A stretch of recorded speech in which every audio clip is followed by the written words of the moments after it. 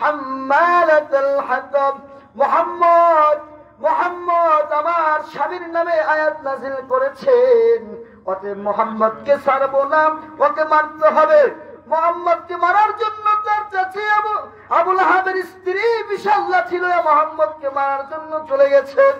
যাওয়ার আবু বকর বলতেছে, ইয়া রাসূলুল্লাহ, আপনার চাচি তো আপনাকে মারার জন্য বিশাল লাঠি নিয়ে চলে আসছে।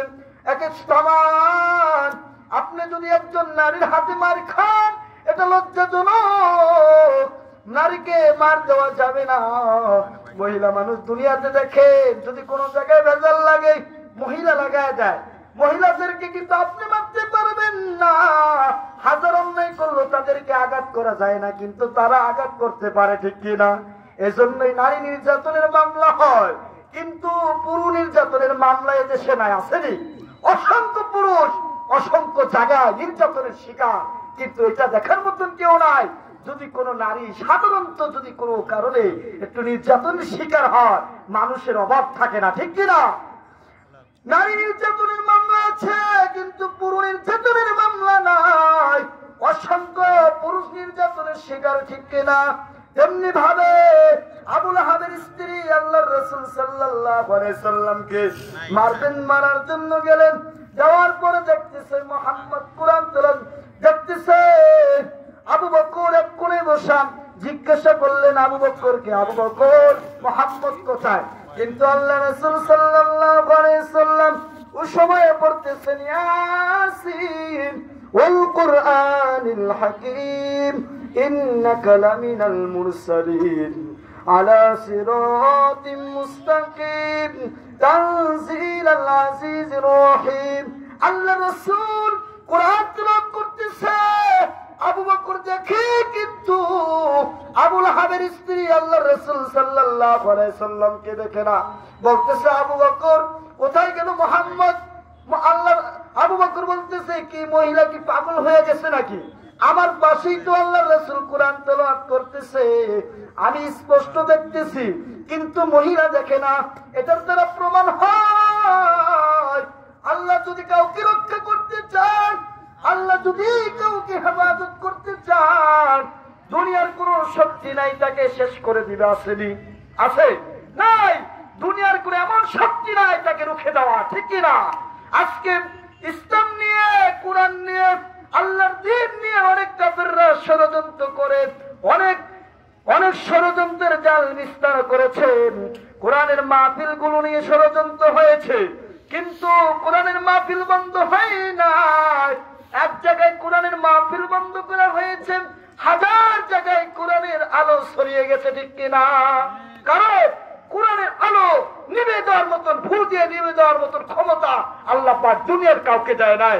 কারণ এই পবিত্র কোরআন আল্লাহ রাসূল সাল্লাল্লাহু আলাইহি সাল্লামকে আল্লাহ পাক যখন নাযিল করেছেন, তখন বলেছে, হে আমার পয়গম্বর, আপনার টেনশন নাই, এই কোরআনকে নিভে দেওয়ার ক্ষমতা কারো নাই, কারণ এই কোরআন আমি আল্লাহ পাকের নিজ হাতে। সুবহানাল্লাহ। এর দায়িত্ব আমার, রক্ষা করার দায়িত্ব আমার। অতএব যারা ষড়যন্ত্র করে, যারা ইসলাম নিয়ে ষড়যন্ত্র করে, কোরআন নিয়ে করে, কোরআনের মাহফিল গুলা নিয়ে করে, অতএব তাদেরকেও আল্লাহ পাক দুনিয়াতে রাখেন না, রাখেননি। অতএব তোমার ক্ষমতা আছে, শক্তি দেখাইলা, এই সমস্ত ক্ষমতা রুখে দেওয়ার ক্ষমতা কার আছে? আল্লাহ। সমস্ত জিনিসের উপরে ক্ষমতা কার? আল্লাহ। আল্লাহ পাকের উপরে ক্ষমতা কারো আছে? আওয়াজ করে আছে? নাই। কারণ আল্লাহ সুবহানাহু ওয়া তাআলা এই আসমান, জমিন, চন্দ্র, সূর্য, খাল, বিল, চৌচিল যা আছে সবকিছু সৃষ্টি করেছে আমার আল্লাহ। অতএব আল্লাহ যদি কাউকে সম্মান দিতে চায়, কাকে যদি আল্লাহ উপরে উঠাইতে চায়, তাম দুনিয়ার মানুষ তার পা ধরে নিচে নামাতে পারবে না। পারবে? পারবে না। কারণ আল্লাহ তার সম্মান চায়। তুমি কে? কোথানকার কে? তুমি কোন কুতুব যে তাকে নিচে নামাবে? কারো পক্ষে সম্ভব না। অতএব আল্লাহ রাসূল সাল্লাল্লাহু আলাইহি সাল্লাম যখন কোরআন তেলাওয়াত করতেছে, আবু লাহাবের স্ত্রী কাছে যায়, কিন্তু মুহাম্মদকে দেখে না। কারণ আল্লাহ পাক তার চোখের সামনে পর্দা লাগায় দিচ্ছে, যে তুমি যাই করো আমার রাসূলকে মারার জন্য আসছো, তুমি তো রাসূলকে দেখবাই না, মারবা কোথা থেকে? এজন্য আবু জাহেল বারবার নবীকে পাথর দিয়ে মাথা থেতলিয়ে দেওয়ার জন্য ষড়যন্ত্র করেছে, কিন্তু পারছে? আওয়াজ করে বলেন, পেরেছে? পারে নাই। রাসূলকে বারবার প্রতিহত করেছে, রাসূলকে শেষ করে দেওয়ার ষড়যন্ত্র করেছে, কিন্তু বারবার আল্লাহ সুবহানাহু ওয়া তাআলা ওই বিপদ থেকে আল্লাহর পয়গম্বরকে হেফাজত করেছে। কারণ আল্লাহ রাসূল সাল্লাল্লাহু আলাইহি সাল্লাম দুনিয়াতে আসার আগেই তার বাবা ইন্তেকাল করেছে। তার বাবাকে দেখতে পারে না, তিনি সব সময় কান্না করতেন। যখন কোনো মাঠে খেলতে যাইতেন কান্না করতেন। মানুষ জিজ্ঞাসা করতেন, কান্না করো কেন? ভাই রে, আমি কান্না করি এই জন্য, তোমার বাবা তোমাকে নিতে আসে, তোমার মা তোমাকে নিতে আসে, তোমার পরিবার পরিজনরা তোমাকে নিতে আসে। আমি একজন মুহাম্মদ, একেবারে জীর্ণ শীর্ণ, আমার কেউ নাই। আমার বাবা যদি আজকে থাকতো আমাকে তো এইভাবে নিতে আসতো। এজন্য সম্মানিত এলাকাবাসী, এজন্য আমরা যারা আমাদের ধর্ম নিয়ে, আমাদের ইসলাম নিয়ে, আমার নবীকে নিয়ে যারা অপমান করে, তাদেরকে নিয়ে যারা ষড়যন্ত্র করে, ইনশাআল্লাহ আমরা তাদেরকে রুখে দেওয়ার জন্য প্রস্তুত আছি। তো রুখে দিতে হবে, এদেরকে কোনোভাবে ছাড় দেওয়া যাবে না। বিভিন্ন সময় দেখা যায় এই ৯৯ লাখ মুসলিম কান্ট্রির মধ্যে মুসলমানের আল্লাহ রাসূল সাল্লাল্লাহু আলাইহি সাল্লামের ইজ্জত নিয়ে খেলা হয়, ঠিক কিনা? এই দুঃসাহস কেন করে ওরা? কারণ ওরা করার পরও বারবার ছাড় পেয়ে যায়। ওদেরকে যদি আমরা ওই সময় প্রতিহত করে দিতাম, কারণ আল্লাহ রাসূলকে নিয়ে দুঃসাহস দেখানোর ক্ষমতা আল্লাহ পাক কাউকে দেয় না, দিছেনি? কারণ আল্লাহ রাসূল সাল্লাল্লাহু আলাইহি সাল্লামকে আল্লাহ সুবহানাহু ওয়া তাআলা সমস্ত দুনিয়ার মানুষের যতটা ভালোবাসা দিয়েছে, তার সমস্ত ভালোবাসা একজনকে দিয়েছে, সেটা হলো মুহাম্মদ রাসূলুল্লাহ।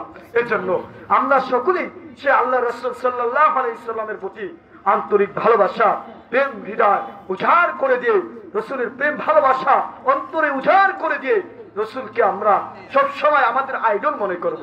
অনেকে আছে একজন নেতাকে আইডল মনে করে, অনেকে আছেন একজন এমপিকে আইডল মনে করে। মুসলমানদের একজনই আইডল, সে কে? মুহাম্মদ রাসূলুল্লাহ। মুসলমানের দ্বিতীয় কোন আইডল হতে পারে না কেউ। বলে অমুকে আমার আদর্শ।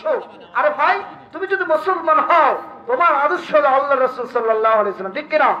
আল্লাহ রাসূল ছাড়া কোনো বিকল্প রাস্তা আছে? আওয়াজ করে আছে? নাই।